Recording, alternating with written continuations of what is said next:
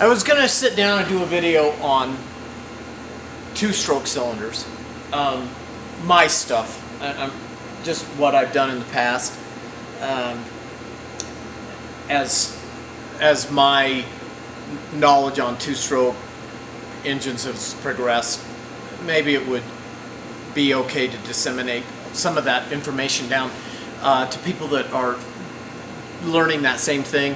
If you want to see my first complete engine build is on Two Stroke World in their turning wrenches department. It's just one of the sticky threads on top of that called my RD400 land speed project, something like that. Anyway, but as I was sitting down thinking about this, I watched a YouTube video of a young kid that was struggling with trade school. He wanted to be a plumber or something, and he was talking about how he's just not a school guy, so he wasn't sure what he was going to do with his life. And I thought, wow, I think we have convinced the entire world that the only way to learn anything is by going to school and sitting in a classroom and having somebody explain to you from some abstract place how to do stuff. And I thought, man, this is a shame.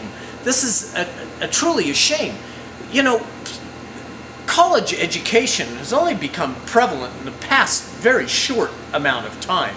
In the history of the world, however long that is, however long human beings have been learning to make tools, I don't know, 2 million years?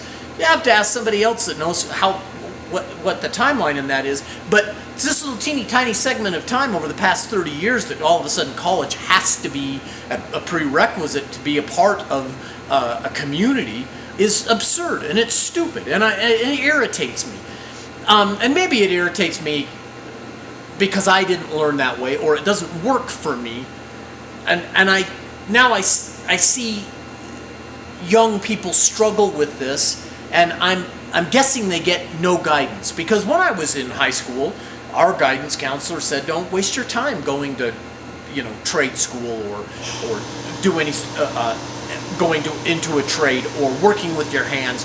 You need to go sit in a cubicle and process insurance forms or some mind-numbing, horrendous job after getting a 4-year degree, which it didn't work for me. And I don't think it works for a lot of people. In fact, the majority of the human beings that I interact with, and that's on every level of socioeconomic levels, really rich guys to guys just struggling, none of us wanted to do the college thing. So I want to maybe tell you where I come from, and that trade school isn't the only thing and the only path forward.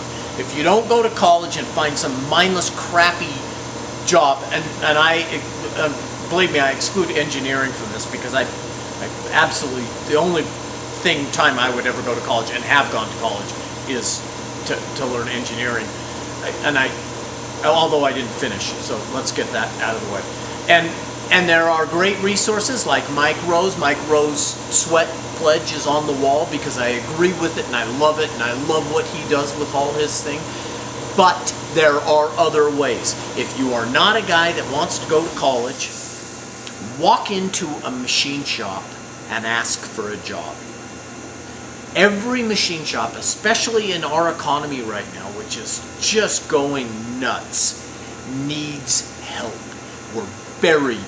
Every single machine shop cannot fill the positions. Walk into a shop and ask for a job. Now, you're going to start on the bottom. That's the way this works. We don't have apprenticeship, journeyman, hierarchy systems anymore. So you start at the bottom, and you're going to clean machines, and you're going to do all the grunt work. Humble yourself, knowing that that's not the end of your learning process. That's just the beginning. Endear yourself to the guys, the skilled guys. And there are douchebags out there. So don't waste your time with those guys. Don't be rude, but take care of the guys that are going to feed back that that knowledge back to you.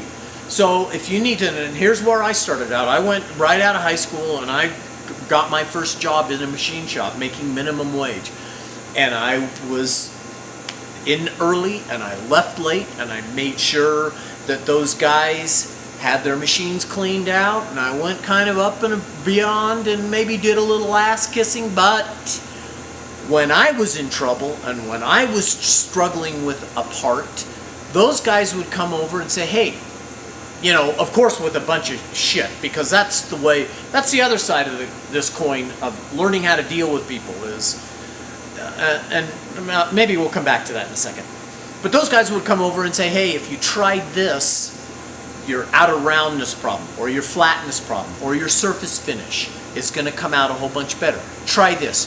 By the way, I've got a little tool right here. Try this, and then you can make your own when you get a chance. And it was a massive help. And I owe a tremendous amount to those guys that took the time to teach me.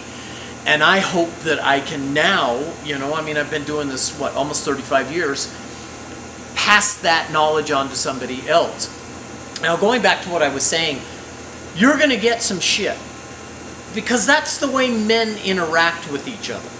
And so if you're super sensitive and you get butthurt over being teased a little bit, thicken your skin and know in the long term that somebody's doing you a favor. And you get teased a little bit, and I got teased a lot. And you learn from that, and you learn, and mostly it's guys pushing your buttons to see if you'll crack, to see if you'll cave under the pressure. This benefits you down the road because you learn how to deal with other human beings 50 years later. You realize, hey, you know, I don't need to take everything so personally or be so sensitive about it. If you work around tradesmen, tradesmen are tough guys. Tradesmen are tough guys because they interact with each other.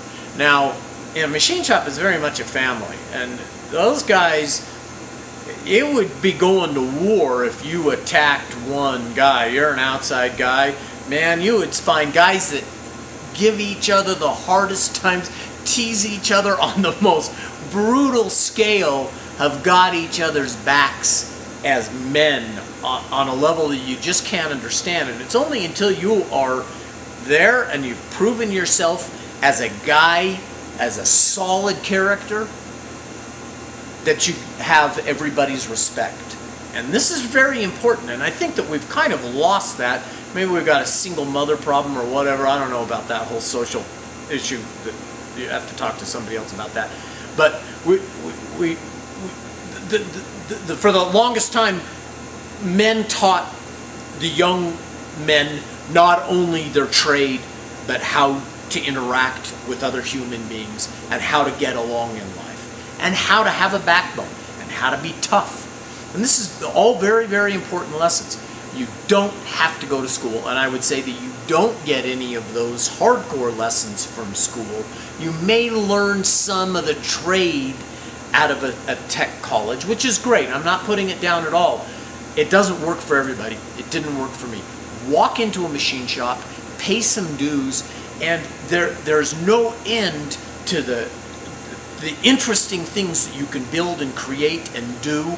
I mean, I'm a machinist and I work for a company that makes turbine engines during the day.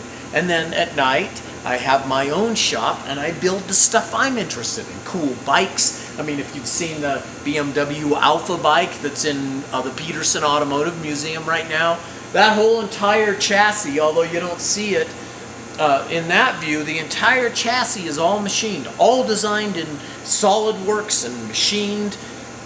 And walk into a machine shop, ask for a job, and go to work. Keep your head down, have a good attitude, be the kind of person that they're happy to have you come in every day. Don't bitch, don't run to management, don't cry about anything, just buck up. If it gets ugly, and it does, I mean, I've left jobs that just, you know, people were just fucking assholes. That's all right. Move on to the next one. The great thing is, now you've got a little bit of experience. You walk into the shop across the street and say, hey, I'm ready to go to work. And you find a combination of guys that mesh with your personality and work with you, and you can learn so much, and there's no end to the things that you can build. And it doesn't matter what you're interested in. A machinist has to touch everything. Absolutely everything that we have is touched by a machinist. This mouse, and I think most people think, oh, these mouses are just grow on trees. It doesn't. A machinist had to, an engineer designed this, and a machinist had to build a mold for this plastic piece. And then somebody else in a plastic injection company had to set all this mold up. And so going back to the machining thing, from blacksmith to engineer, there is this huge tree of things that you can do. I mean, if you think of a tree with all of its branches and leaves, that's kind of like the metal working world. Whether you like fabbing and welding, you know, the machining or grinding, or, you know, and then there's disciplines broken down into all of those. There's just no end to the cool stuff that you can do. Find something that works for you. It's a terrific trade. I make a good living. I have a great life. I do exactly the cool stuff that I want to do. I'm not a slave to anyone. It's absolutely brilliant. And now I'm in a position where if I'm not happy where I am and they're not paying me enough, I don't cry or complain or say anything. I just move to somewhere where somebody will take care of me. And I'm the one that gets to dictate that. It's not the other way around. And it's a beautiful place to be. Just saying, if you want to do it another way other than school, you can. The option is there. Just go do it. Be ambitious. Have the gumption. Have the drive. And go out and make something of yourself. Okay.